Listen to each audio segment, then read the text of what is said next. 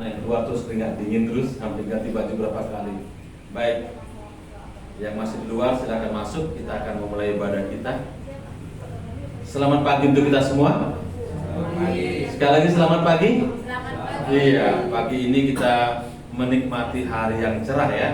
Setelah berapa hari ke depannya hari ke belakangnya kita melihat cuaca begitu tak baik ya. Menurut kita kan gitu ya. Menurut kita hujan terus kurang baik.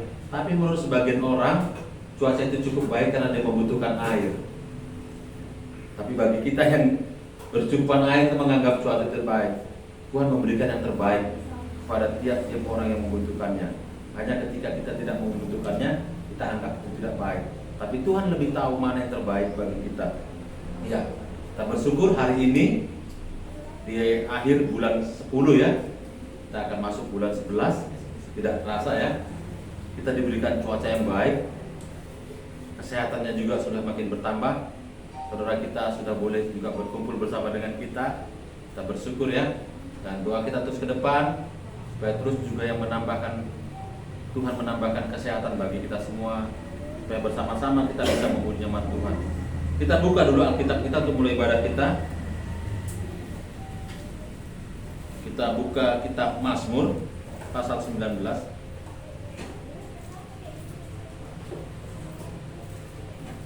Kita buka kitab Mazmur pasal 18. Nanti kita baca. Saya akan bacakan untuk kita semua ayat 8 sampai 11. Kitab Mazmur pasal 19 ayat 8 sampai 11.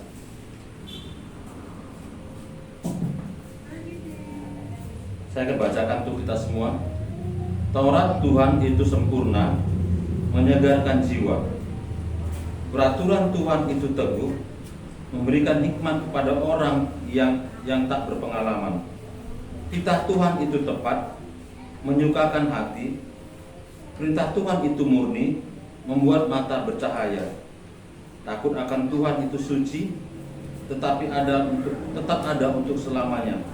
Hukum-hukum Tuhan itu benar, adil semuanya.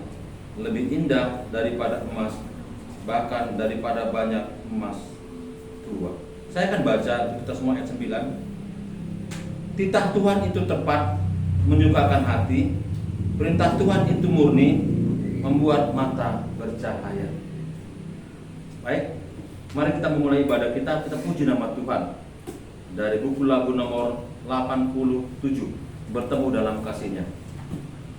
Dari buku lagu nomor 87, bertemu dalam kasih-Nya. Bersuka cita semua di dalam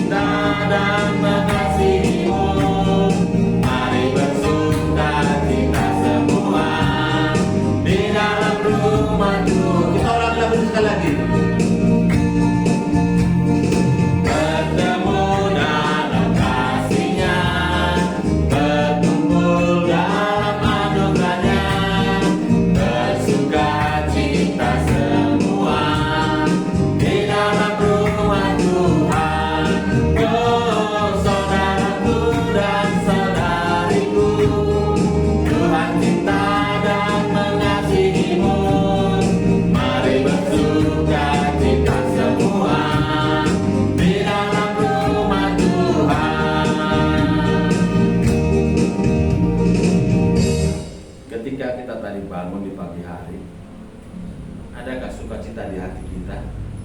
Adakah kita bersyukur kepada Tuhan? Atau hanya ketika bertemu dengan orang lain, wajah kita baru senang? Kita kata bangun pagi hari sendirian, wah udah pagi lagi, banyak kerjaan, gak ada teman cerita. Gimana kita hari ini? Adakah ucapan syukur kita kepada Tuhan? Apalagi ketika kita boleh bertemu satu dengan lain, dengan pujian kepada Tuhan.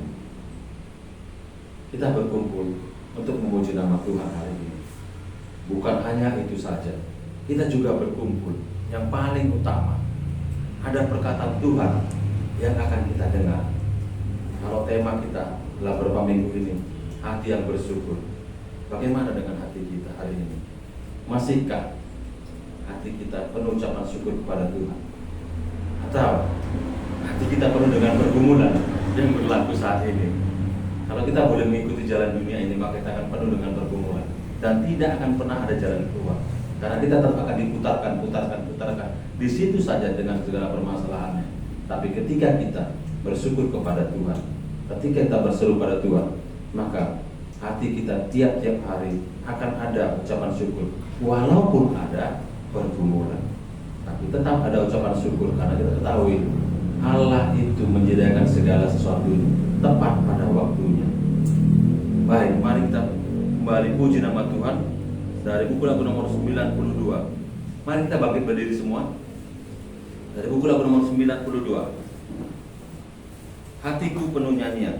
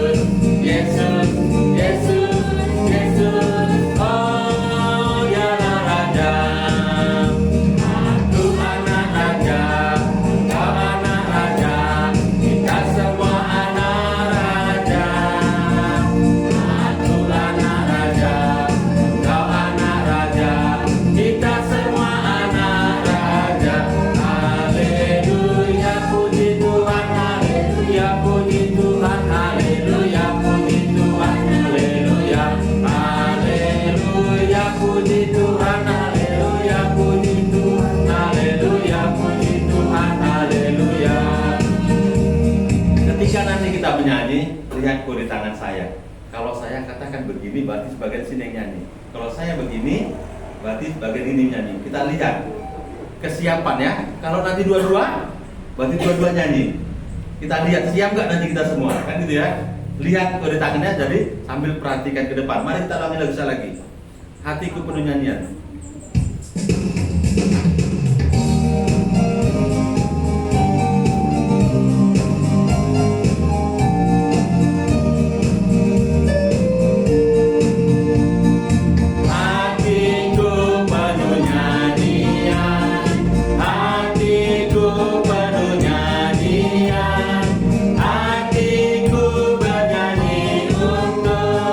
Raja segala raja.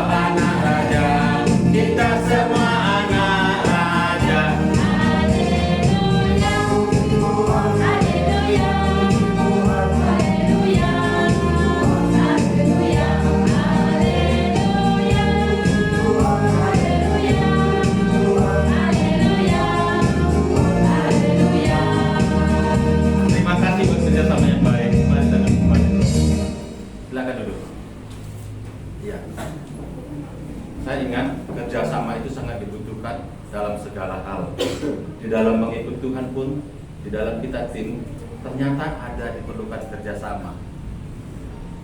Ketika kita bersama-sama melakukan segala sesuatunya, maka segala sesuatunya itu akan lebih mudah untuk kita lakukan. Tapi kalau kita terpisah-pisah, maka sulit bagi kita untuk melakukan suatu pekerjaan. Terkadang kita menganggap terlalu berat, terlalu sulit. Tapi Tuhan menciptakan kita dengan karakter, kemampuan yang berbeda-beda. Tuhan satukan kita untuk dapat melakukan pekerjaan Tuhan, supaya dapat melakukannya dengan lebih baik. Mari kita puji nama Tuhan.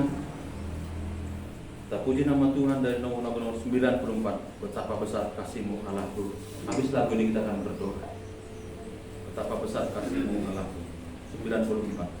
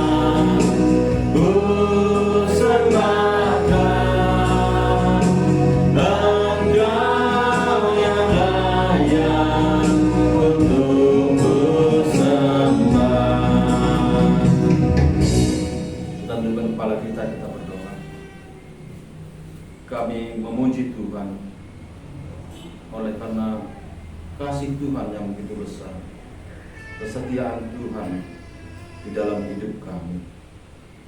Hari ini kami bersyukur kepada Tuhan karena kami boleh melihat akan kebaikan Tuhan.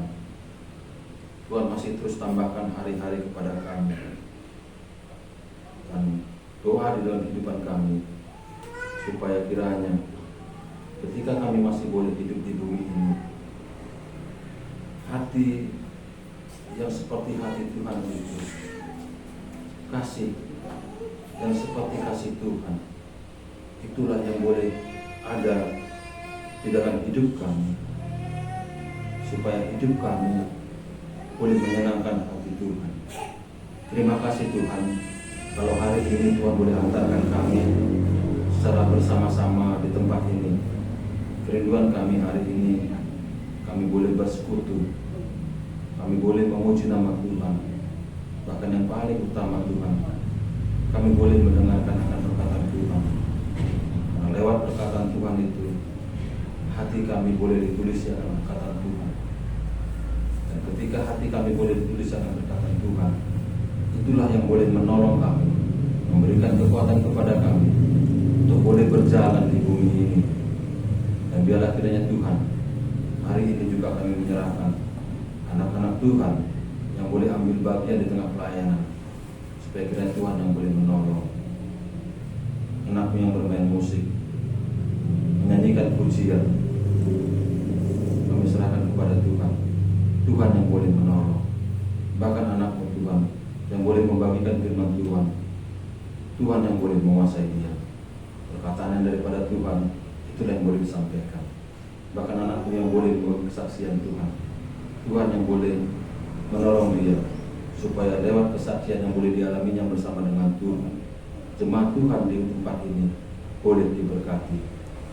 Anak-anak yang boleh mengajar sekolah minggu, supaya kira juga Tuhan yang boleh menolong dia, supaya Tuhan yang boleh memampukan menyatakan kebenaran firman Tuhan pada anak-anak kami yang masih kecil, supaya pada waktu Tuhan sendiri, Tuhan yang boleh menyatakan dirimu kepada mereka, dan mereka mau menerima Engkau di dalam hidup mereka, menjadi Tuhan dan Juru Selamat mereka.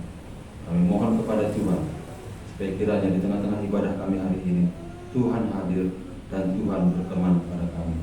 Terima kasih Tuhan. Bila doa kami kepadamu, dalam nama Yesus Kristus kami berdoa dan bersyukur kepadamu. Amin.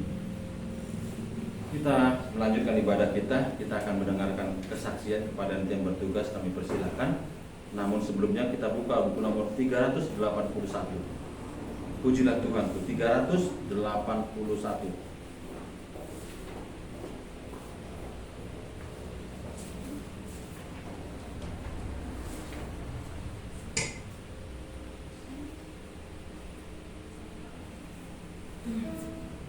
Pujilah Tuhanku selama-lamanya.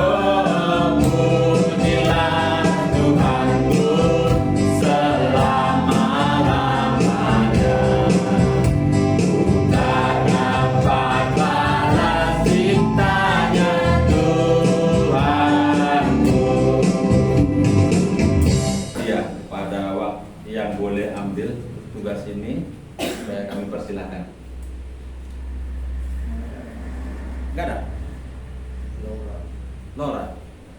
Ada yang menggantikan Laura? Karena ini minggu kelima. Ya. Menggantikan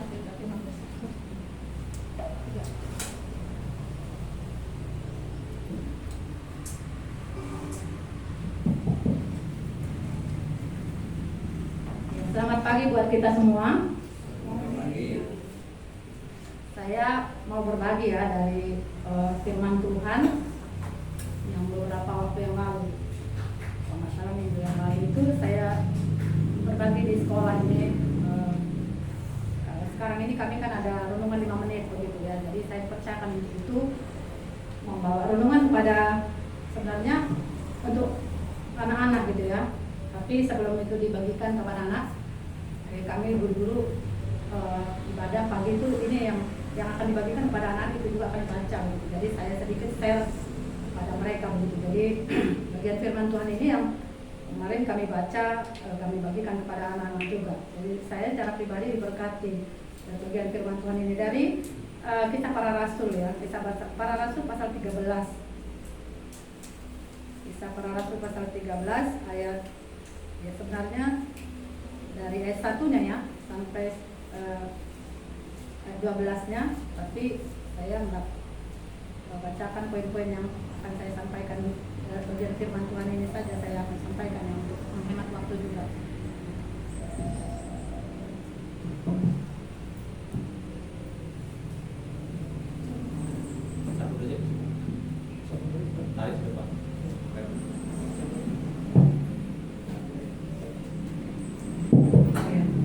Iya, jadi itu di sana ceritanya tentang Saulus dan Barnabas dihususkan ya mereka untuk melakukan pemberitaan Injil gitu ya. Di sana dikatakan mereka berangkat ke Seleukia di ayat 4-nya ya, dan dari situ mereka berlayar ke Siprus. Setibanya di Salamis ya, jadi Salamis ini itu masuk daerah Siprus ya, saya lihat peta gitu ya. Mereka memberitakan firman Allah di rumah-rumah ibadat orang Yahudi, dan Yohanes pun menyertai mereka sebagai pembantu mereka. Jadi dalam bagian ini ada Paulus dan juga Barnabas dan juga Yohanes begitu. Kemudian di ayat 6-nya mereka mengelilingi seluruh pulau itu sampai ke Papos. Di situ mereka bertemu dengan seorang Yahudi bernama Baryesus. Ia seorang tukang sihir dan nabi palsu. Dia adalah kawan gubernur pulau itu, Sergius Paulus, yang adalah orang cerdas. Gubernur itu memanggil Barnabas dan Saulus karena ia ingin mendengar firman Allah. Tetapi Elimas, demikianlah namanya dalam bahasa Yunani, ya nama si tukang sihir tadi, Baryesus ya sama dengan Elimas. Tukang sihir itu menghalang-halangi mereka dan berusaha membelokkan gubernur itu dari imannya. Ya ini yang saya terkesan gitu ya. Jadi ketika Saulus dan Barnabas memberitakan Injil ya kepada di Papos ini, dan di sana mereka bertemu dengan Sergius Paulus ya, yang adalah gubernur pulau itu. Mereka dihalang-halangi. Siapa yang menghalangi? Tukang sihir namanya Baryesus atau sama dengan tadi Elimas ya. Mereka dihalang-halangi supaya ya Injil tidak diberitakan kepada Sergius Paulus ya, gubernur pulau itu, yang memang teman dekat dengan Baryesus ini. Tapi kemudian di ayat 9-nya, tetapi Saulus juga disebut Paulus yang penuh dengan Roh Kudus menatap dia dan berkata, "Hai anak iblis, engkau penuh dengan rupa-rupa tipu muslihat dan kejahatan. Engkau musuh segala kebenaran. Tidakkah engkau akan berhenti membelokkan jalan Tuhan yang lurus itu? Sekarang lihatlah, tangan Tuhan datang menimpa engkau dan engkau menjadi buta. Beberapa hari lamanya engkau tidak dapat melihat matahari." Dan seketika itu juga orang itu merasa diliputi kabut dan gelap, dan sambil meraba-raba ia harus mencari orang untuk menuntut dia. Melihat apa yang telah terjadi itu, percayalah gubernur itu, ia takjub oleh ajaran Tuhan. Jadi Paulus dan Saulus dan juga termasuk Yohanes ini tim pelayanan ya, yang memberitakan Injil ke Papos ya, seperti tadi sudah kita baca ya. Dan ketika dalam pemberitaan Injil itu ada hal yang menghalangi ya, tukang sihir. Tukang sihir sudah tahu kita ya, pasti sihirnya itu berasal dari kuasa kegelapan. Itu menghalangi pemberitaan Injil yang dikerjakan oleh Paulus dan Barnabas dan juga Yohanes yang ikut bersama-sama dengan mereka. Berusaha keras supaya Injil itu tidak sampai kepada gubernur ya tadi Sergius Paulus itu, dia tukang sihir ini berusaha bagaimana supaya Injil itu tidak sampai kepada gubernur pulau itu ya. Tetapi yang bisa kita lihat tadi betapa pekanya ya Paulus dalam bagian ini.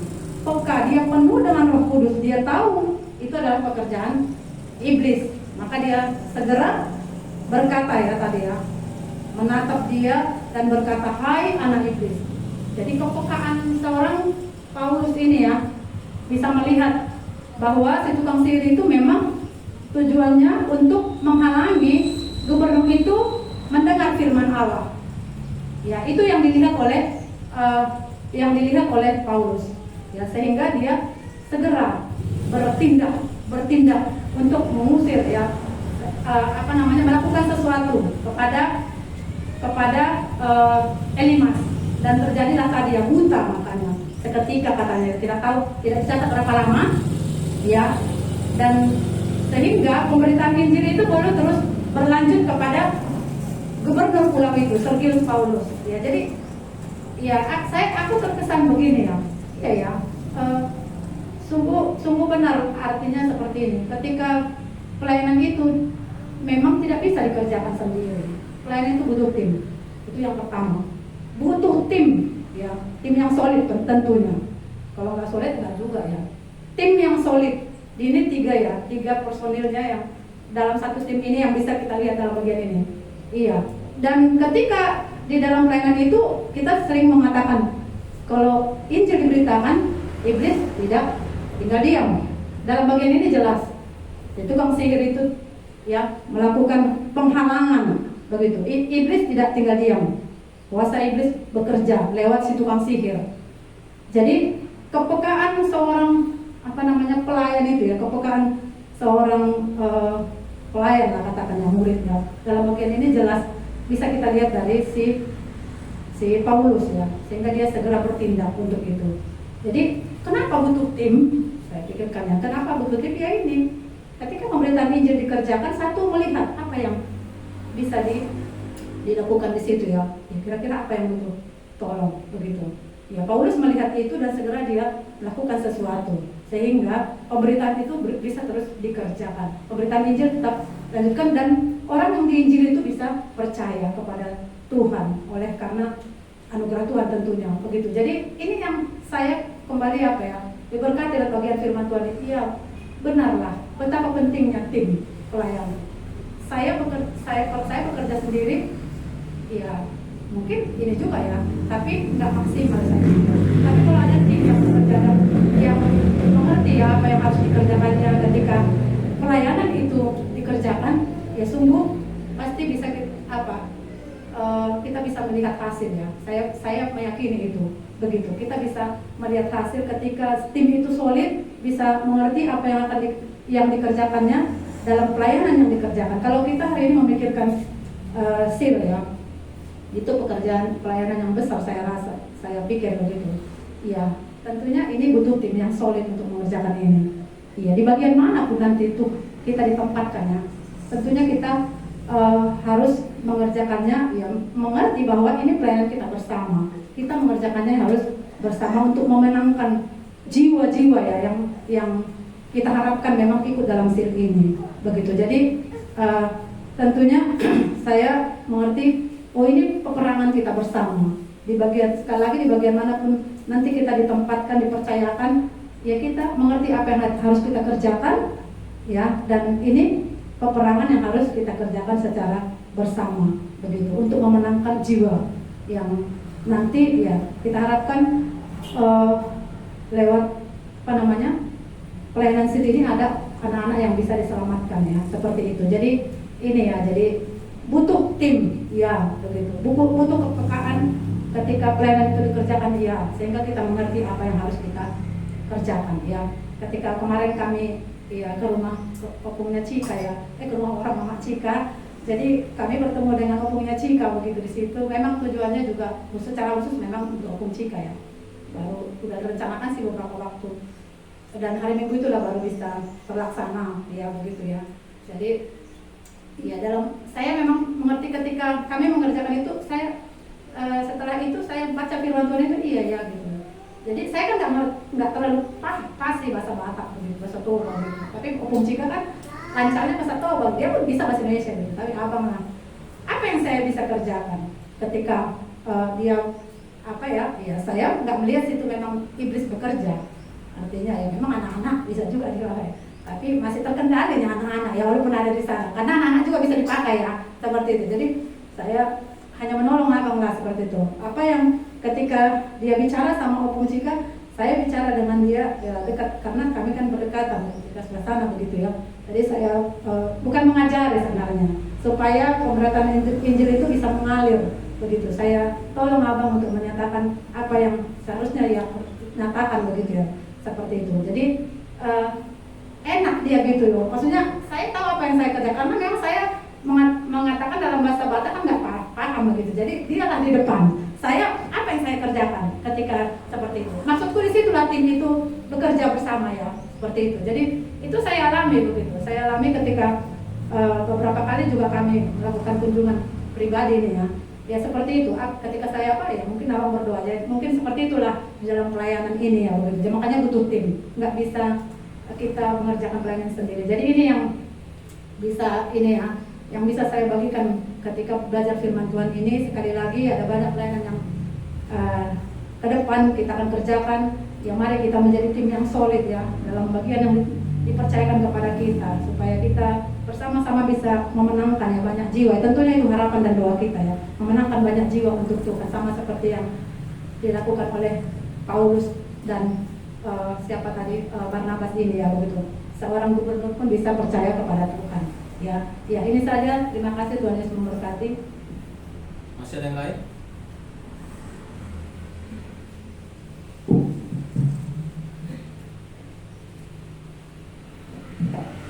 Coba buka sedikit kita kitab Yohanes ya.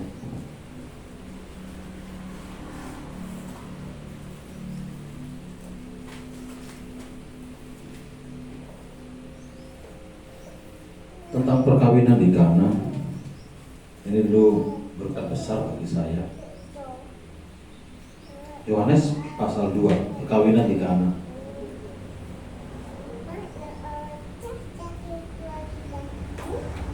Intinya di ayat 9 yang mau saya bagikan. Perkawinan di Kana pasal 2 kitab Yohanes ya. Ayat 9-nya, setelah pemimpin pesta itu mengecap air yang telah menjadi anggur itu, dan ia tidak tahu dari mana datangnya, tetapi pelayan-pelayan yang mencedok air itu mengetahuinya, dan ia memanggil mempelai laki-laki. Ini adalah mukjizat yang pertama dibuat Tuhan Yesus ketika ia mulai melayani di bumi, di mana sebuah pesta perkawinan kekurangan anggur. Bagi adat orang Yahudi, anggur itu minuman utama dalam sebuah pesta. Masih di tengah pesta, anggurnya habis.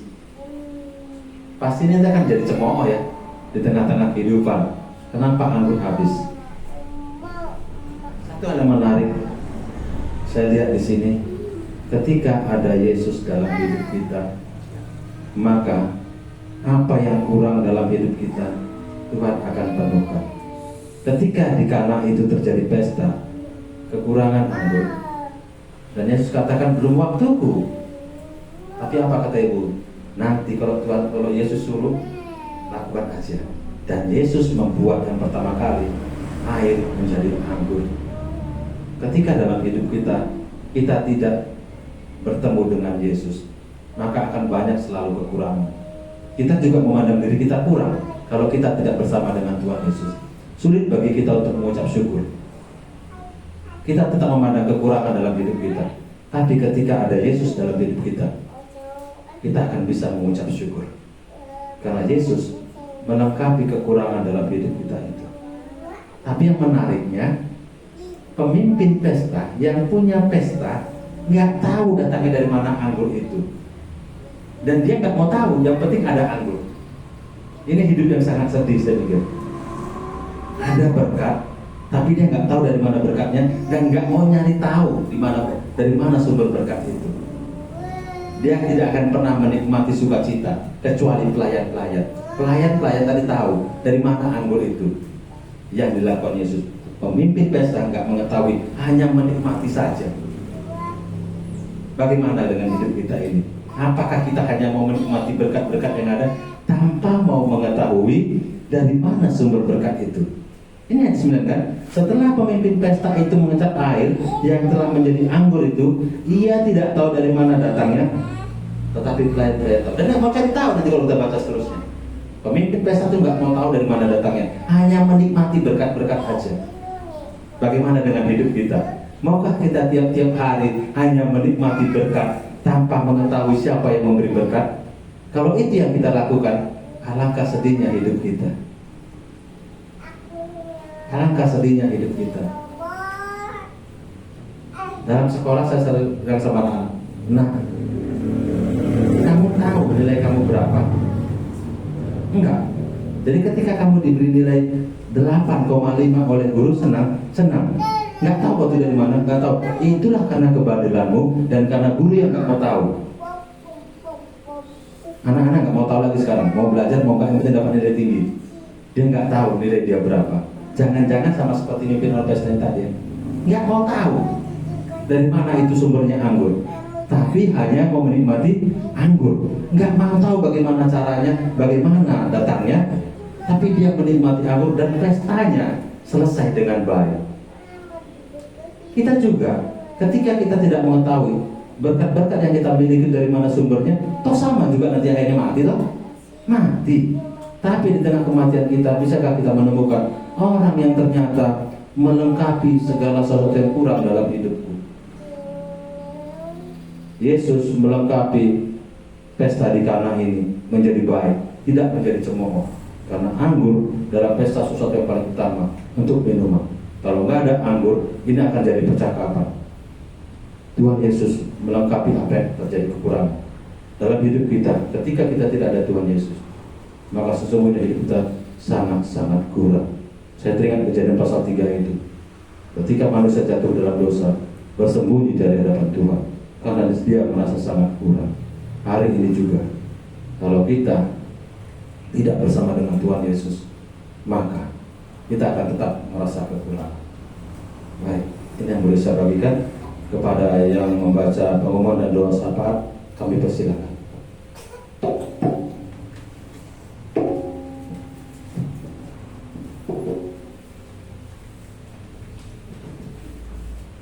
Terima kasih. Mari kita buka warta kita. Di sini ada dua bagian. Yang pertama, bagian A, ada kegiatan dan doa jemaat minggu ini. Yang pertama, minggu ibadah penggembalaan anak dan dewasa. Dan nanti jam 3 ada rapat guru sekolah minggu di GKMI Aletia Kuala. Yang kedua, hari Senin ada PA pribadi dan ada persekutuan doa pemuritan. Hari Selasa ada rumah belajar. Hari Kamis ada PA pribadi dan juga jam 8 ada meeting pos pelayanan Seska. Ada meeting pelayanan pos Tanjung Langkat, Orok dan Seskala ya. Hari Jumat ada rumah belajar dan juga ada persekutuan anak Jumat Gembira. Hari Sabtu ada latihan musik, MC dan ibadah minggu. Yang bagian B-nya untuk doa, syukur, permohonan dan syafaat. Yang pertama, kita bersyukur untuk setiap kita yang Tuhan antarkan hari ini untuk bisa digembalakan dalam ibadah.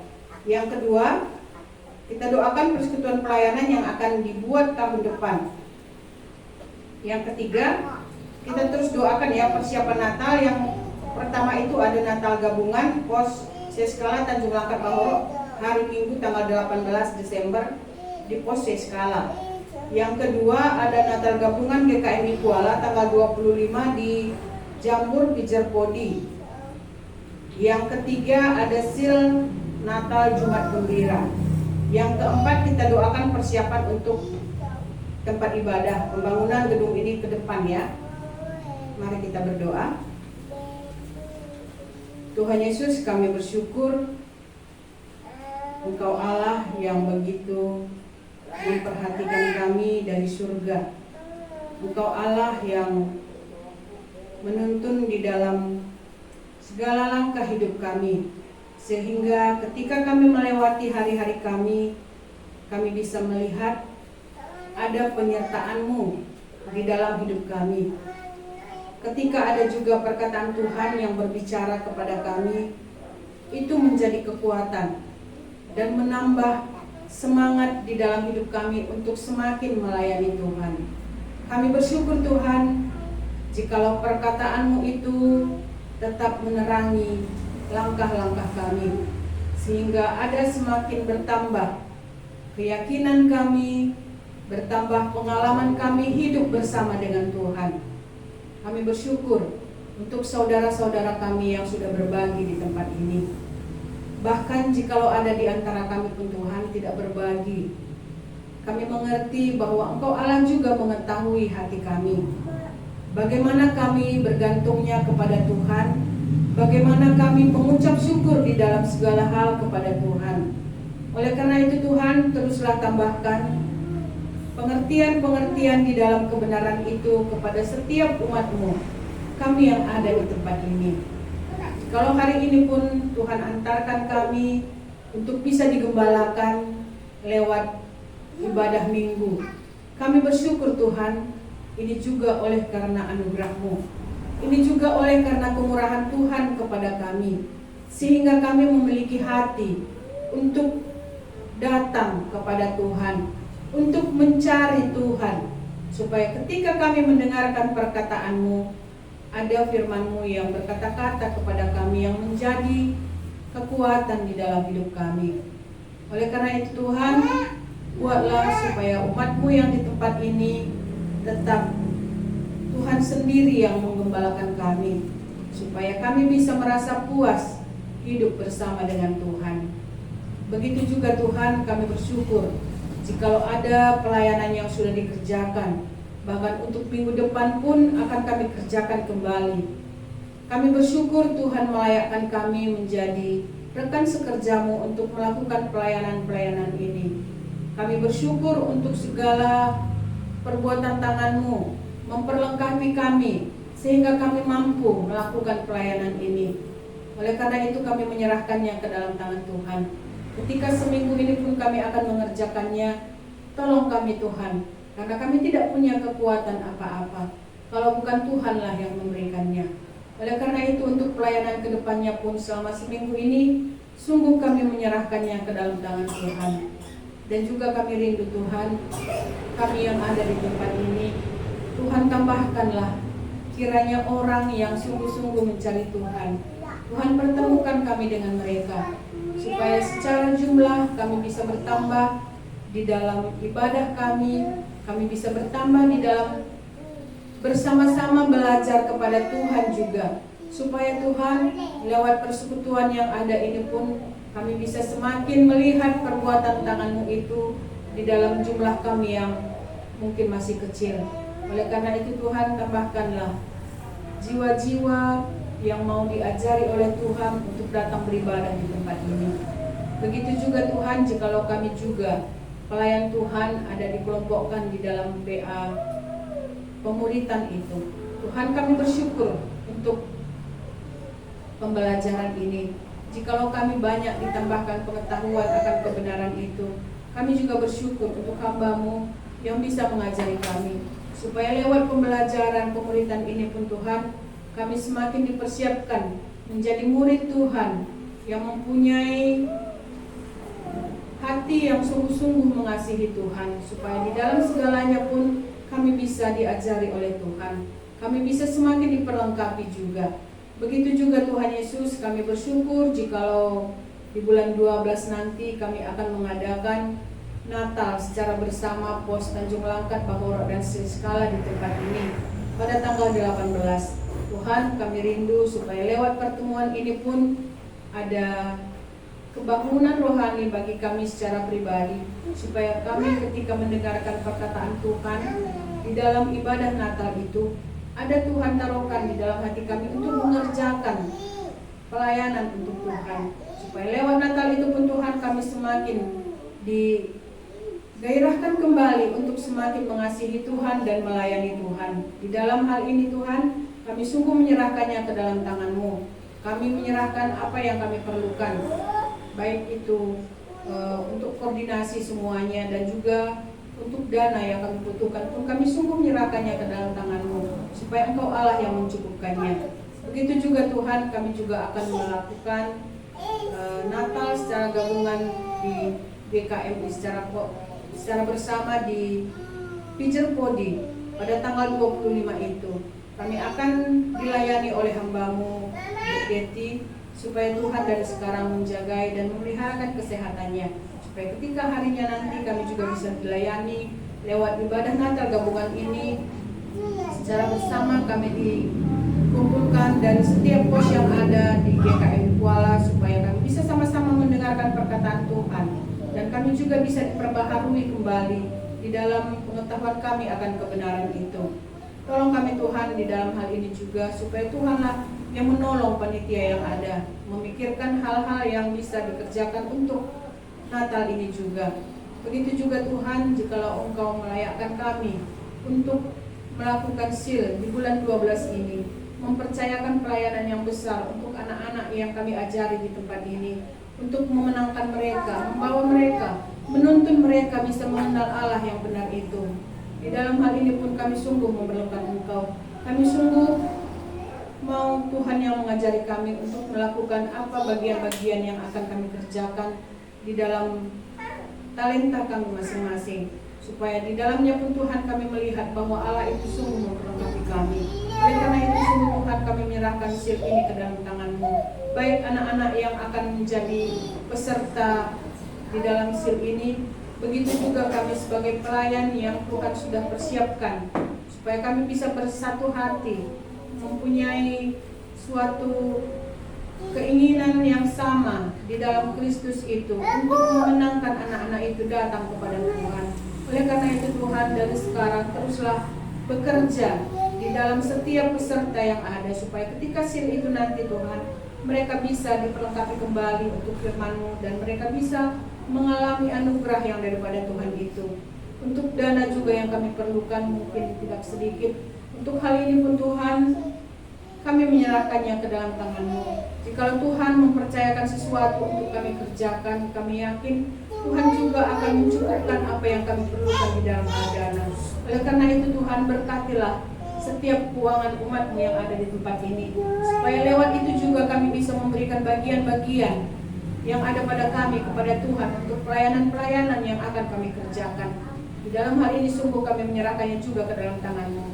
Begitu juga Tuhan, jikalau ada rencana kami untuk memperbesar bangunan ini ke depan, Tuhan di dalam hal ini pun berilah kami suatu kesehatian untuk mengerjakannya, supaya ketika kami mengerjakannya nanti pun Tuhan, kami bisa bersama-sama memikirkan hal-hal yang bisa menambahkan kebaikan di dalam gedung yang akan kami kerjakan untuk perbaikannya juga, supaya lewat ini pun Tuhan kami semakin bisa melihat bahwa kami di tempat ini Tuhan kumpulkan untuk satu tujuan, yaitu untuk memperluas kerajaan-Mu di bumi.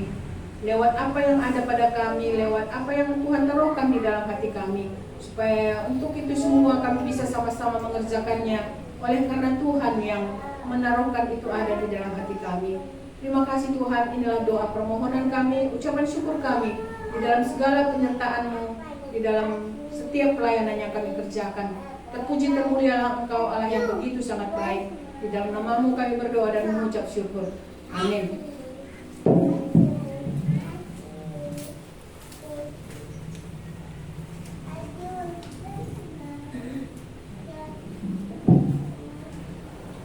Bapak Ibu Saudara sekalian, mari kita bangkit berdiri. Kita akan melanjutkan ibadah kita. Kita akan mendengarkan firman Tuhan yang nanti disampaikan oleh Bapak Kabel.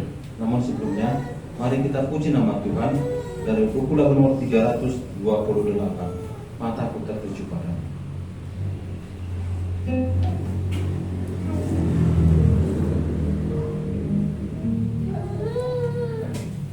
Buku lagu nomor 328.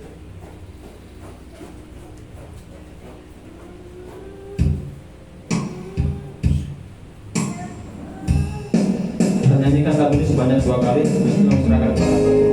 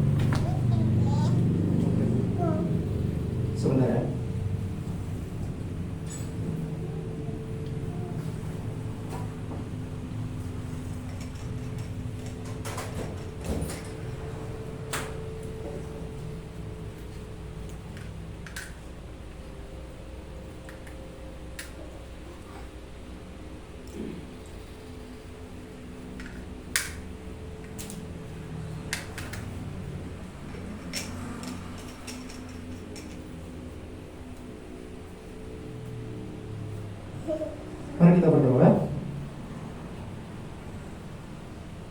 Tuhan Yesus, Allah kami, dan kami sembah dan kami puji, karena kehendak Tuhanlah jemaat Tuhan hari ini berkumpul di rumah Tuhan. Bersyukur Tuhan, pemeliharaan Tuhan yang melibatkan kami di rumah kami masing-masing hingga bermanfaat. Sejenak kami mau bersama-sama merenungkan perkataan Kamu yang terbatas, Tuhan yang mulia, dan cuma Tuhan kiranya Roh-Mu yang kudus yang mencari berbicara kepada mereka. Dalam nama Tuhan Yesus kami berdoa. Amin. Silakan dulu.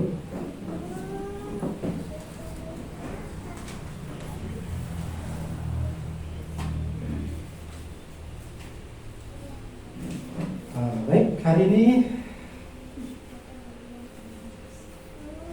kita masuk ke tema yang terakhir ya, kaki yang berkuasa, bagian 25, kekuatan untuk bersyukur. Dan hari ini adalah situasi yang sangat tidak enak yang harus kita pelajari.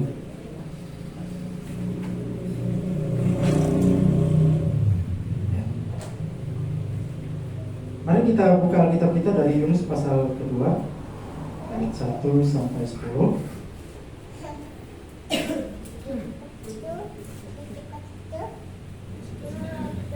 Ya, situasi sangat tidak enak.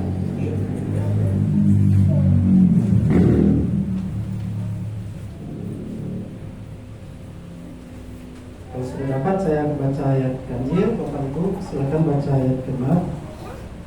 Demikian seterusnya sampai ayat ke-10. Doa ucapan syukur Yunus. Berdoalah Yunus kepada Tuhan Allahnya dari dalam perut ikan itu. Katanya, dalam kesusahanku aku berseru kepada Tuhan, dan Dia menjawab aku.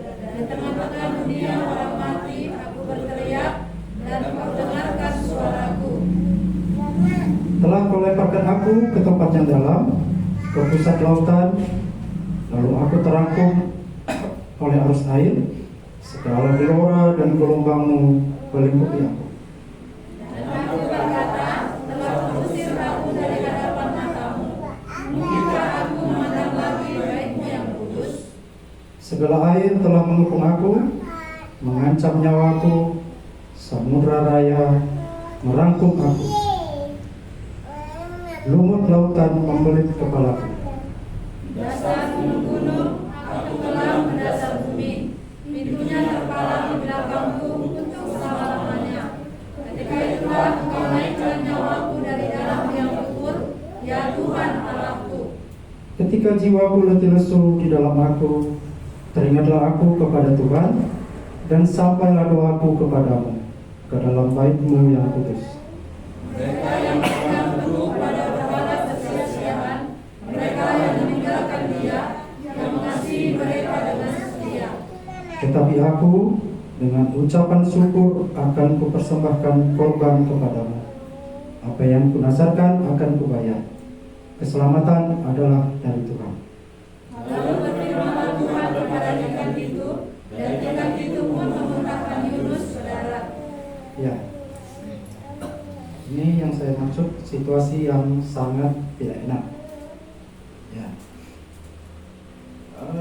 Kitab Yunus terdiri dari 4 pasal, dan ketika saya amati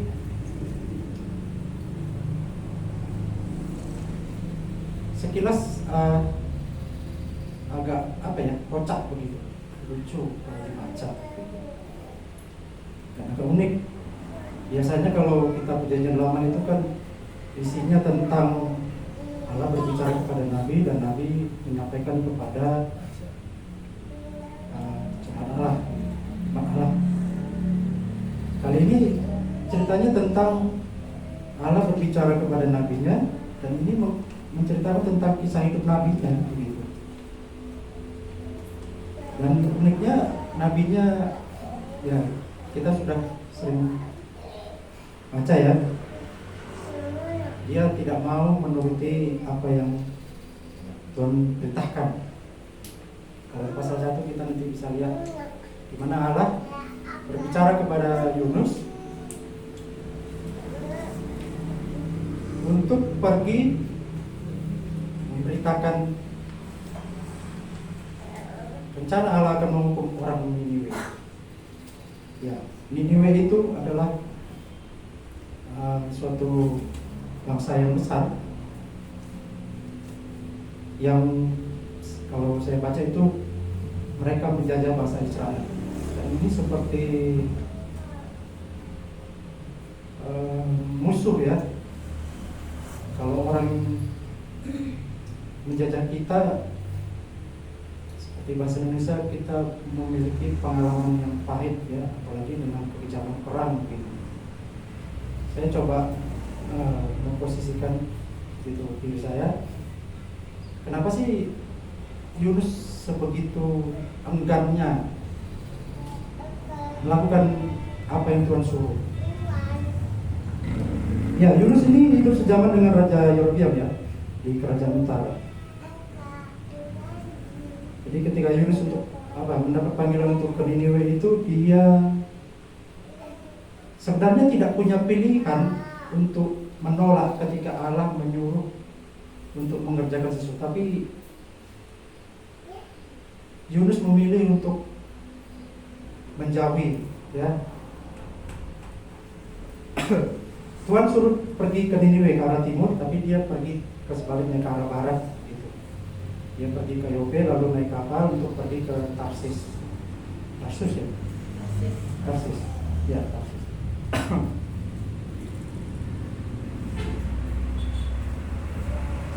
Jadi dengan sebegitu enggannya dia untuk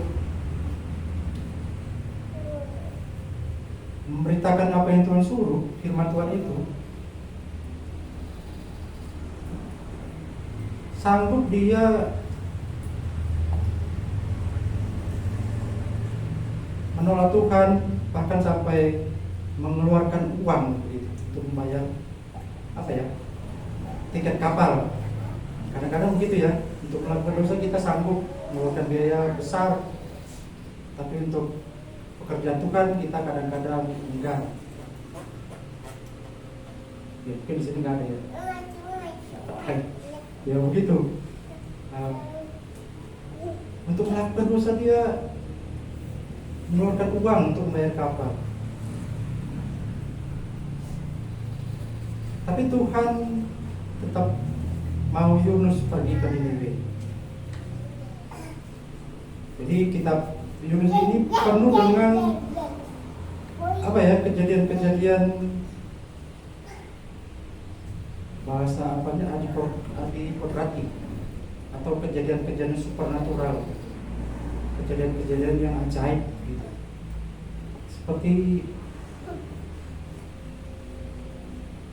Seperti khayalan tidak nyata begitu. Tapi ini benar-benar terjadi karena Yesus juga pernah mengatakan di Perjanjian Baru ya, bahwa bahasa ini meminta tanda. Tuhan tidak memberi tanda selain tanda Yunus, kata Tuhan Yesus. Tuhan Yesus, Allah, Tuhan, Yahweh, ketika Yunus berangkat, dia naik kapal, dia turun ke dek paling bawah dan dia tertidur. Bisa. Dan ketika badai itu dia tetap tidur, dia nyaman dalam pemberontakannya. Ya ini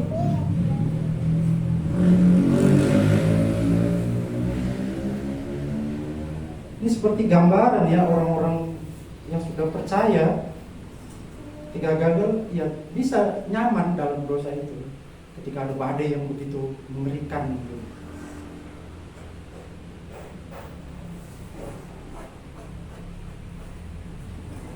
Ketika saya amati lagi di kitab ini ada beberapa tokoh Yang pertama tentu Tuhan, tokoh utamanya, lalu Yunus, lalu ada para pelaut, lalu ada orang-orang Niniwe, terutama rajanya. Jadi kejadian-kejadiannya itu seperti terbalik. Kenapa saya bilang terbalik? Biasanya orang-orang pelaut itu kan kasar ya. Bahkan ada catatan itu mereka disebut kafir karena tidak percaya kepada Allah. Mereka menyembah kepada Allah-Allah ilah-ilah yang lain.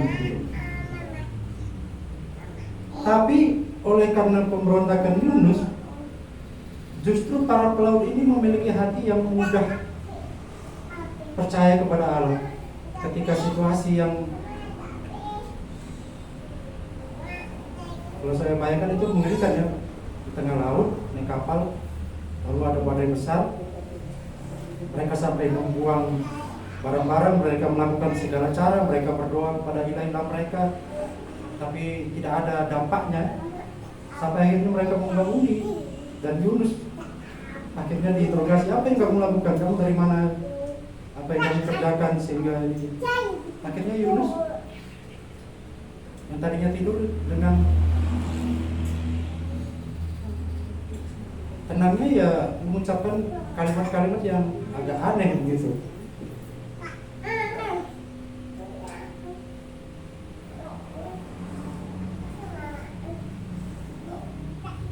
Aku seorang Ibrani, aku takut akan Tuhan Allah yang punya langit, yang telah menjadikan lautan dan daratan. Ini kan aneh, seorang yang melarikan diri tapi dia pengenalannya sebenarnya dalam. Karena dia seorang nabi ya, dia mengenal Allah.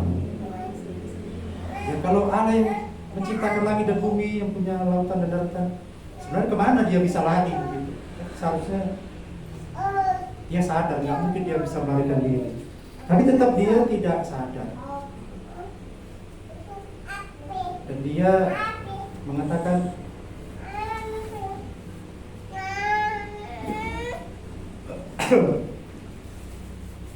akanlah aku campakkanlah aku ke dalam lautan. Ada yang berkata ini sepertinya tindakan heroik ya, pahlawan gitu, berusaha menyelamatkan. Tapi ada juga yang berpendapat ini adalah alasan dia untuk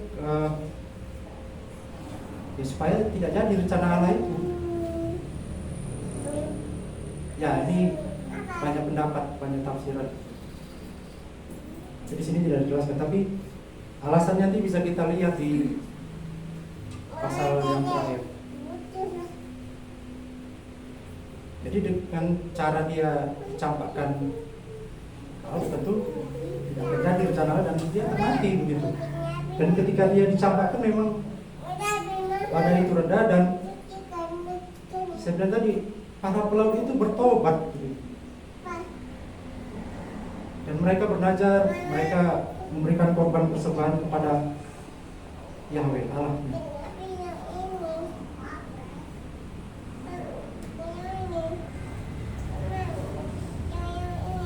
Dan pasal 2 ini menggambarkan doa Yunus ketika dia sudah dimakan ikan ya. Ketika dia dicampakkan ke laut, dia tenggelam. Tuhan mengirimkan ikan. Ya, hal ini saya kesulitan karena ini bentuknya syair ya. Saya bukan orang bahasa, jadi saya agak sulit.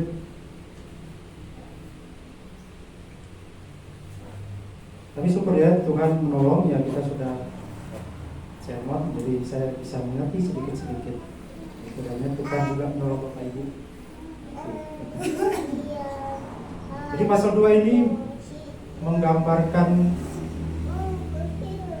situasi Yunus yang sangat tidak enak gitu. Kalau dia tadi berdoa seperti ini ketika masih di kapal, saya kira dia gak akan sempat mengalami. Tapi dia harus sampai dulu dimakan ikan.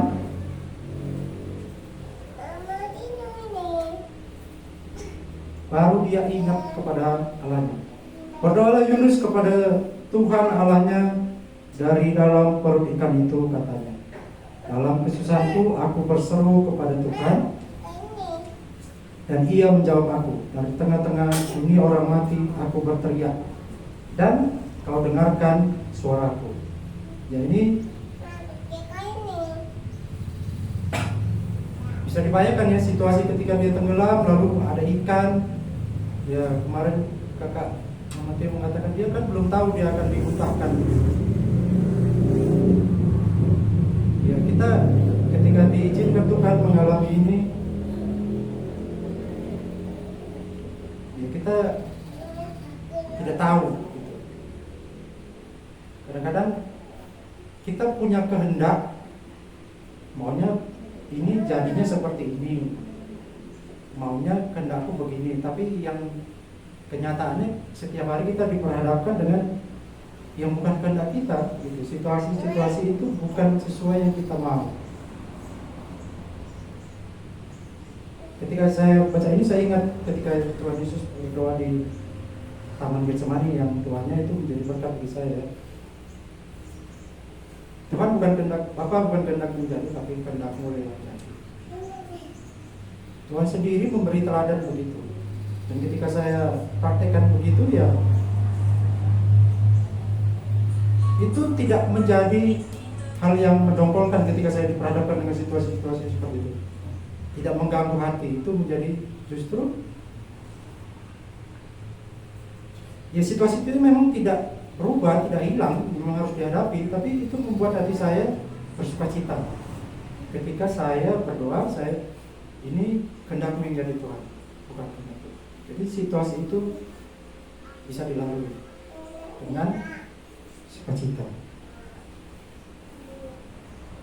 Jadi situasi Yunus ini kita bisa lihat ya dari ayat 1, ayat 2 sampai ayat 7 dan ayat 7. Situasinya adalah dia berada di dalam perut ikan dan dia merasa susah, dan ini adalah situasi yang sangat tidak enak. Dan di ayat 7, jiwanya sampai merasa letih lesu. Kita bisa bayangkan ya, di dalam perut ikan 3 hari 3 malam ya, catatannya begitu. Di dalam perut ikan 3 hari 3 malam. Pendeta bilang tidak ada handphone di situ. Jangankan handphonenya, cahaya kurasa juga nggak ada. Ya. Ikan itu baunya nggak enak ya, amis ya. Nggak tahu saya kalau ikan hidup, saya nggak pernah sih. Ya? Di dalam perut. Dan dia mengakui kesusahanku, jiwaku letih lesu gitu. Atau dia tadi sudah mati, selesai ya dimakan ikan. Nggak tahu apakah nanti bisa keluar atau enggak begitu. Ini situasi yang ya, memang sangat tidak enak. Ya, lucu kalau sebagai pengamat, tapi kalau mengalami sendiri itu bukan hal yang lucu ya. Hal yang mengerikan ini.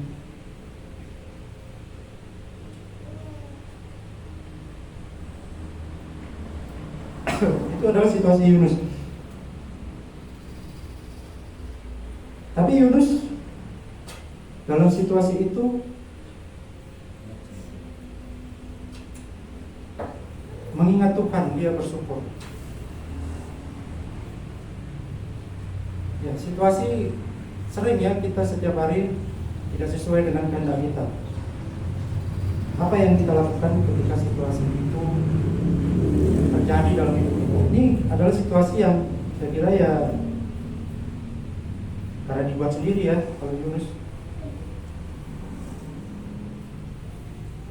Dan Tuhan mau mendidik dia, gitu. Tuhan tidak mau dia mati. Ya, walaupun kejadiannya dekat dengan nyawa ya, nyawanya bisa melayang.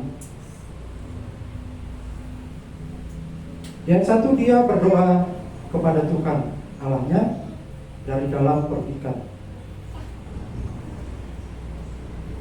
Dan ia menjawab aku dari tengah-tengah dunia orang mati. Dari tengah-tengah dunia orang mati aku berteriak, dan kau dengarkan suaraku. Jadi sebenarnya dia sudah merasa mati sebenarnya, nggak akan ada lagi jalan keluar. Tapi ketika dia berdoa, dia merasakan Tuhan menjawab dia. Dia masih belum mati begitu. Yang 7, ketika jiwaku letih lesu di dalam aku, teringatlah aku kepada Tuhan, dan sampailah doaku kepadamu ke dalam bait-Mu yang kudus. Ya, ini Tuhan sudah menjawab doanya, dan doanya sampai ke dalam bait Tuhan. Ya. Jadi ini menggambarkan apa ya? Jadi bukan situasi yang mempengaruhi kita untuk bersyukur. Jadi bukan dalam keadaan baik-baik saja kita harus bersyukur. Kadang-kadang kita berpikir kalau situasi sulit, maunya ini cepat selesai, baru kita bersyukur. Tapi Tuhan mau kita bersyukur dalam situasi apapun.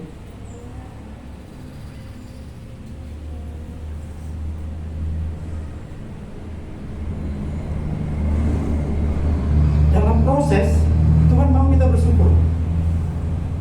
Supaya dalam proses itu pun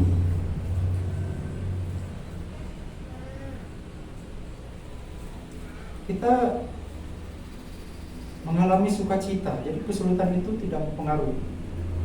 Bersyukur itu membuat kita menjadi fokus pada Allah. Jadi mataku tertuju pada Tuhan. Yunus juga begitu. Dengan dia berdoa, dia bersyukur. Ya, saya bilang tadi saya bukan orang sastra ya, ini karena ini syair.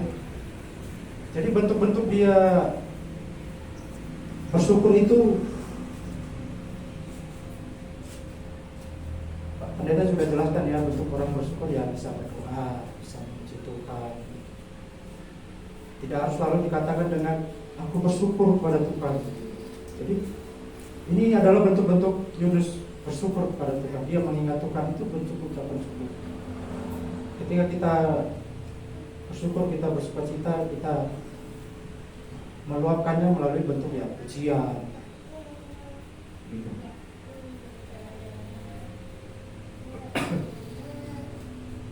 Itu cara Yunus bersyukur.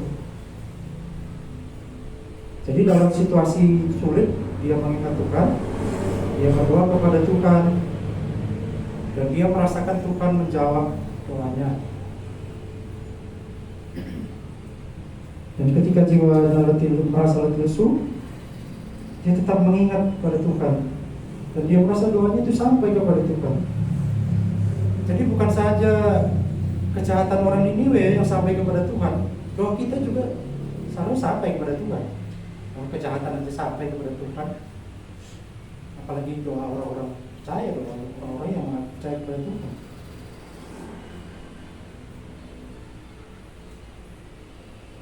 Dan Yunus tahu betul itu.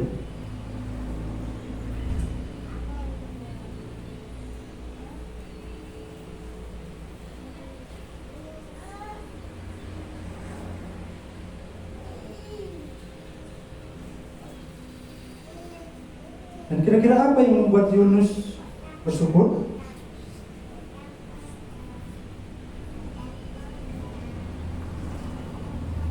Ya, yang pertama karena Allah, karena Tuhan menjawab doanya.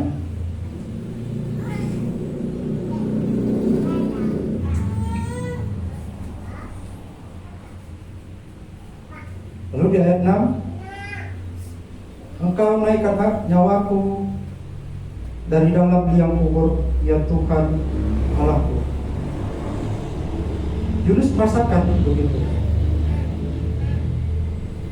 Ya, dia seharusnya sudah mati di sini, tapi dia masih hidup. Seperti apa ya? Di dibangkitkan begitu. Naikkan nyawaku dari dalam liang kubur, ya Tuhan Allahku. Jadi Yunus dalam situasi yang sulit ini, ketika dia berdoa, ya Tuhan menjawab dan dia merasakan. Dan itu menjadi kekuatan, ya, kekuatan Yunus untuk terus bersyukur. Dan akhirnya dia bernazar di ayat 9. Tetapi aku dengan ucapan syukur akan mempersembahkan korban padamu. Apa yang kunazarkan akan kubayar. Keselamatan adalah dari Tuhan.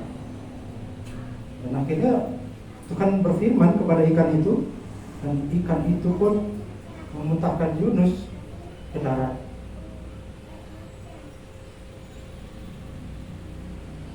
Gimana? Ini situasi yang sulit ya, sangat tidak enak ya.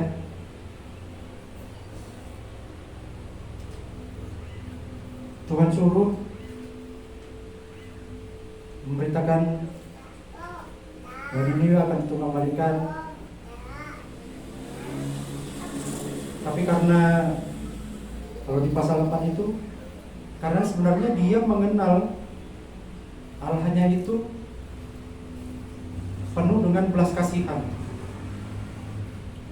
Jadi Allah mau mengasihi bukan hanya bangsa-bangsa Israel, tapi Allah juga mau mengasihi bangsa-bangsa lain. Ya, puji Tuhan ya, kita salah satunya merasakan kasih Allah yang begitu besar.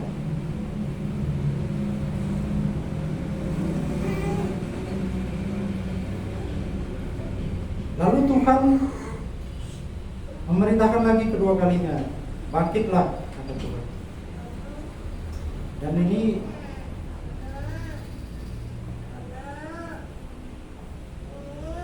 saya kira masih dengan perasaan kesal dia melakukan apa yang Tuhan suruh. Karena kalimatnya hanya sederhana, 40 hari lagi Niniwe akan Tuhan balikan. Dia tidak memakai cara penginjilan yang umum kita pakai ya, kita memberitakan kasih Allah dulu, ya, kita pelayanan kasih. Tapi dia hanya 40 hari kota Niniwe akan Tuhan balikan, selesai penginjilan. Yang anehnya bertobat pula orang Niniwe. Sampai kerajaannya, sampai hewan ternaknya disuruh puasa. Baik, ini terbalik-balik ya. Orang yang dosanya sampai kepada Allah, yang terkenal sangat jahat, yang tidak bisa membedakan tangan kiri dan tangan kanan, dikabarkan di Injil begitu, bertobat.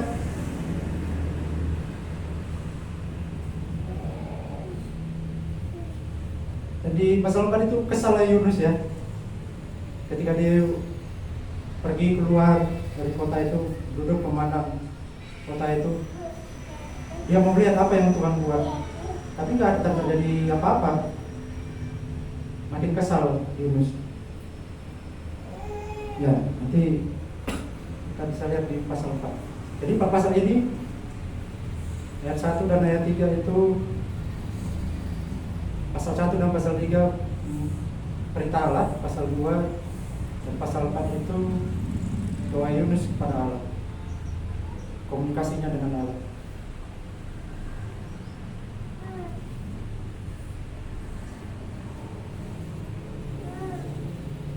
Ya itu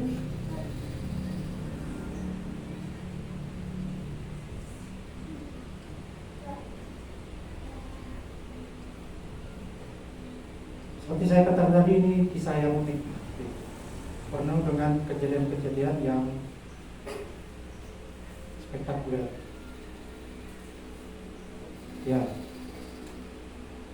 kalau kita lihat di sini memang ini sejalan dengan Roma 8 ayat 28 ya, Allah terus bekerja dalam segala sesuatu. Jadi dalam setiap sisi kehidupan Yunus ini, Allah ada di situ, Allah bekerja. Dan dia sebenarnya mengenal Allahnya gitu. Karena Allahnya ini tidak mudah marah melihat kejahatan, tapi panjang sabar dengan kasih. Dia kenal Allahnya. Kalau di Injil pasti bertobat. Saya nggak tahu akar pahit apa yang sampai begitu dalam dia tidak suka dengan orang Niniwe. Ya, iya karena daerah jajahan itu mungkin ya mengerikan ya.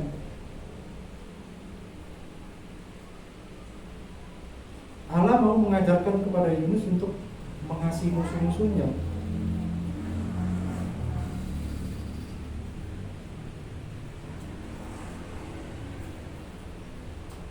Jadi di sini Yunus banyak dibentuk ya.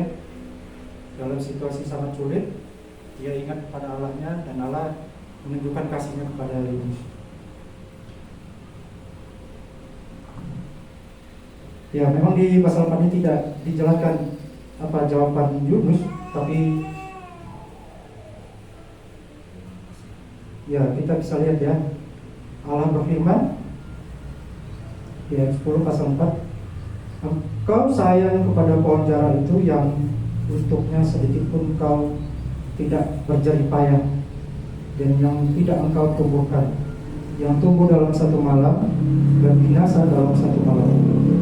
Bagaimana tidak aku akan sayang kepada Niniwe, kota yang besar itu, yang berpenduduk lebih dari 120.000 orang, yang semuanya tak tahu membedakan tangan kanan dari tangan kiri, dengan ternaknya yang banyak.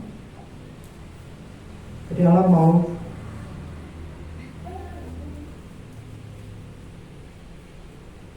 mendidik Yunus untuk Allah mengasihi juga bangsa-bangsa yang lain. Tapi itu kita bisa lihat apa yang menjadi kekuatan Yunus untuk bersyukur kepada Tuhan ya. Ya.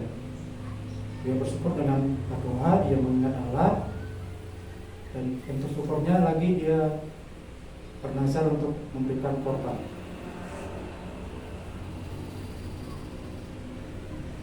Bagaimana dengan kita? Situasi yang tidak enak, yang manakah yang sedang kita alami saat ini? Atau sedang mengalami situasi yang enak sekarang?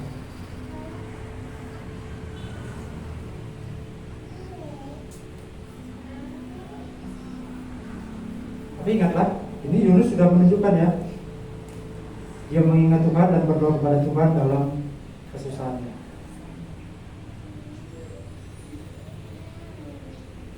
Ya, 1 Tesalonika 5 ayat 18 itu sangat jelas ya, mengucap syukurlah dalam segala hal. Sebab itulah yang dikehendaki Allah dalam Kristus Yesus bagi kamu, bagi saya, bagi Anda, bagi kita semua. Ya. Sebab itulah yang dikehendaki Allah. Allah menghendaki kita selalu mengucap syukur. Jadi tidak ada alasan lagi bagi kita sebenarnya untuk tidak bersyukur, sekalipun mengalami situasi yang sangat tidak enak. Situasi Yunus adalah situasi yang dekat dengan nyawa. Ya, ya mungkin kita akan mengalami banyak hal ya setelah situasi negara yang kemarin, apalagi global ya, COVID gitu. Lalu pasca COVID ekonomi, lalu sekarang isu-isu global ya, perang, isu-isu energi, lalu isu-isu 2023 pasca sebelum Pilpres. Itu adalah situasi yang sangat tidak enak kalau kita ikuti, kita perhatikan. Tapi Allah mau kita bersyukur. Jadi itu tidak mengganggu. Ya, Tuhan Yesus juga memberi teladan ketika dia di Taman Getsemani. Itu menjadi kekuatan bagi dia melakukan kehendak Allah. Saya sering juga begitu, situasi yang tidak kehendaki. Ini kok begini Tuhan, begitu. Saya berdoa, tapi kehendakmu jadi. ya situasinya tidak selesai, tapi hati saya merdeka. Itu hal yang pasti terjadi bagi anak-anak Tuhan ketika kita bersyukur kepada Tuhan. Ya, karena itu yang dikehendaki Allah di dalam Kristus Yesus, ya, di dalam Kristus Yesus, Mesias, Juru Selamat. Bukan bersyukur di dalam situasi enak, bukan bersyukur di dalam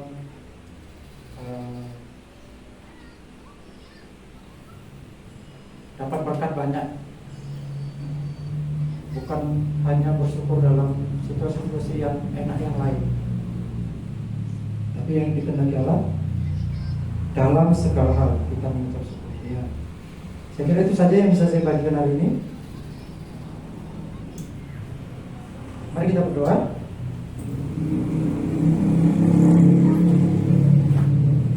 Tuhan Yesus, Allah kami bersyukur kepada Tuhan. Kami terus diperlengkapi oleh Tuhan.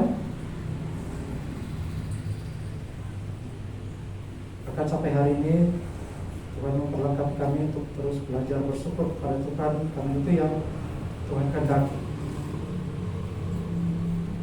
Terima kasih Tuhan buat firman Tuhan hari ini. Tuhanlah yang meneruskannya ke dalam tiap-tiap kami masing-masing. Hamba-Mu yang lemah, yang terbatas sudah selesai berbicara Tuhan. Hamba-Mu bersyukur Tuhan menolong dia. Terima kasih Tuhan buat ibadah kami hari ini. Yang Tuhan yang memberkati ibadah kami. Dan sebentar kami mau pulang, kami menyerahkan perjalanan kami ke tangan Tuhan, dan 1 minggu ke depan Tuhan kiranya terus memimpin hidup kami. Dalam nama Tuhan Yesus kami berdoa dan bersyukur. Pada Allah dipuji.